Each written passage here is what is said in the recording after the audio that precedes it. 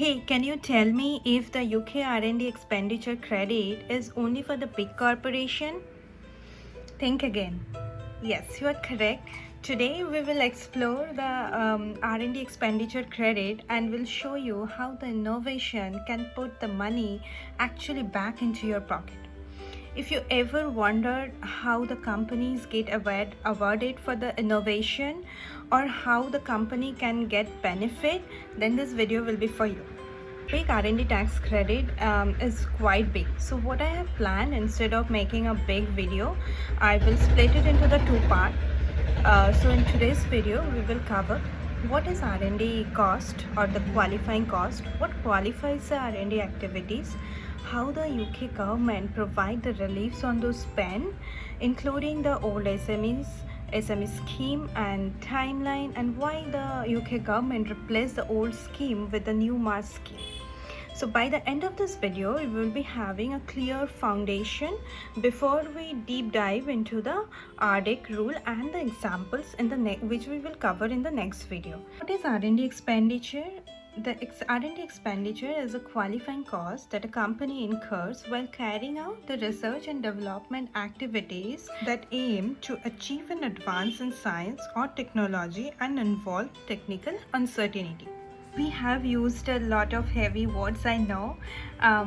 Just stay with me for next 3 to 4 minutes and all the wordings will be clear. We will deep dive into those concepts and everything will be cleared. Okay, so now next understand what qualifies as an R&D activity. So an activity qualifies if it seeks an advance in science and technology, which we used as well in the definition. What does it mean?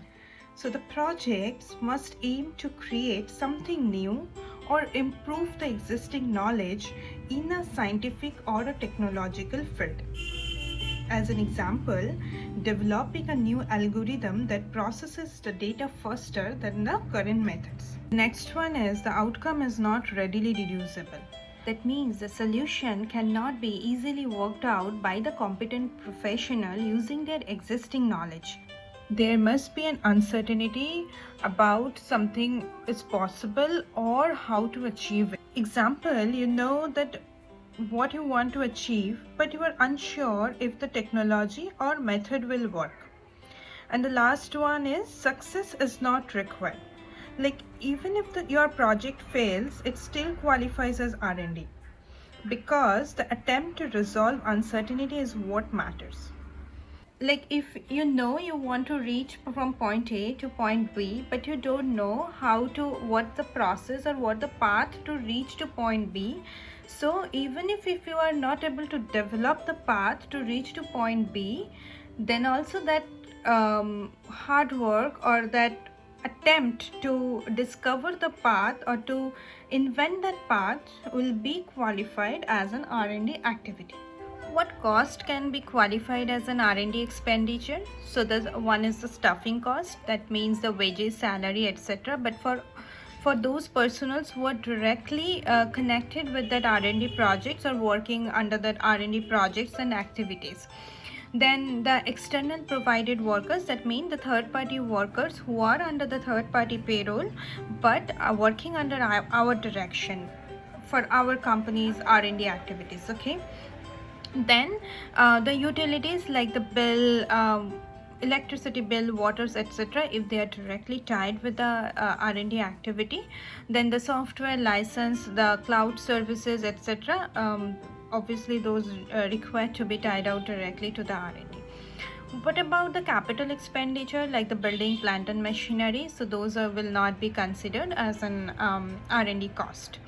And the general overhead, rent, then the administrative expenses, as though those are not directly tied out to the R&D cost, those will not be qualified as an R&D expenditure. Now, how does the UK government provide the tax relief on this R&D cost or on the spend? So before 1st April 2024, there were two schemes. One was the SMEs R&D scheme and another was the RDEC for the large taxpayers or for the large companies. So to claim under the SME scheme, a company had to meet all the three conditions. It has to meet the size conditions, then the R&D was not subsidized. That means the project is not getting any subsidies or government grant already. Obviously, if the project is already getting the grant or subsidies from the government, and then again you claim the R&D, then it will be considered as a double dipping. The R&D was not subcontracted by the large company. Like if a large company is already hired to do the R&D for them, then you cannot claim the SME for that work. Now we will understand what the previous R&D scheme looks like and why the UK government decided to change them. And this is required to know, because this will help you to make your foundation very strong and give you a clarity. So in the previous R&D scheme, SME can claim an enhanced deduction, that is up to a 230% of the eligible R&D cost. That means on your every 100 GBP spent on the eligible R&D activity, you can claim 230 GBP on while calculating your taxable profits. What if the company was a loss making? Then you could even convert a part of that benefit into a cash credit, which will provide you a vital cash flow support. Let's look at an example. So the SME is profitable. Qualifying R&D expenditure is 100 GBP and the accounting profit is 300 GBP.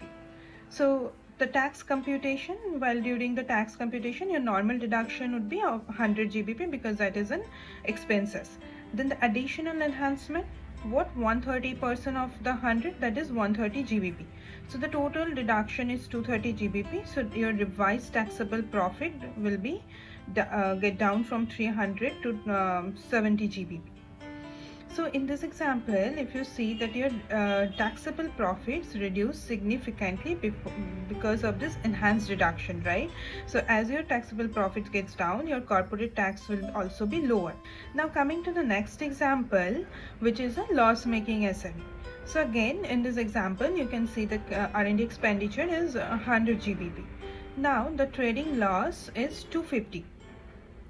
So the surrenderable loss here, trading loss after enhancement, either 250 GBP or 230% of qualifying R&D expenditure, that is 230 GBP. So your surrenderable loss would be lower of this, which is 230.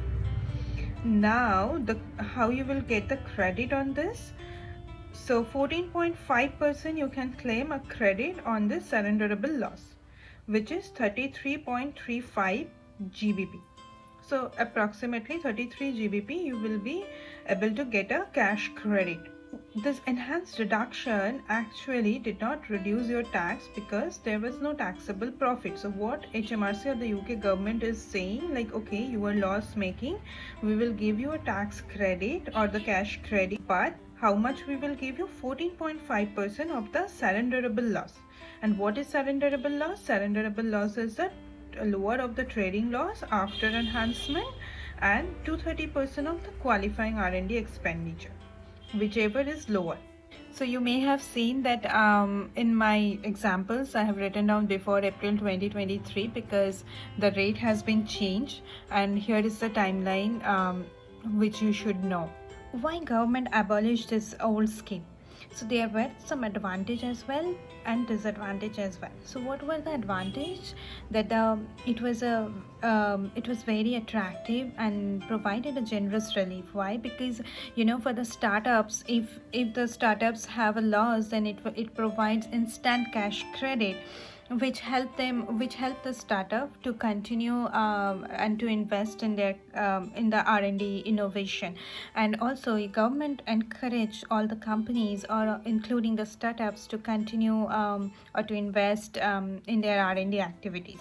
But there were some challenges as well, like business face the challenges to understand whether they need to apply the SME scheme or whether they will fall under RDEC.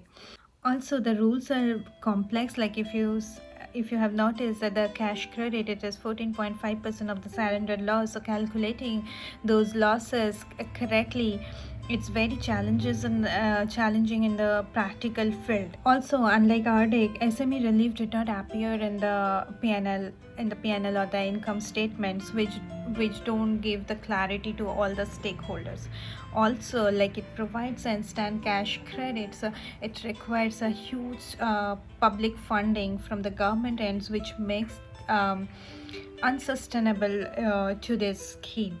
So that is why government abolished the scheme and come up with a new scheme called Mars scheme.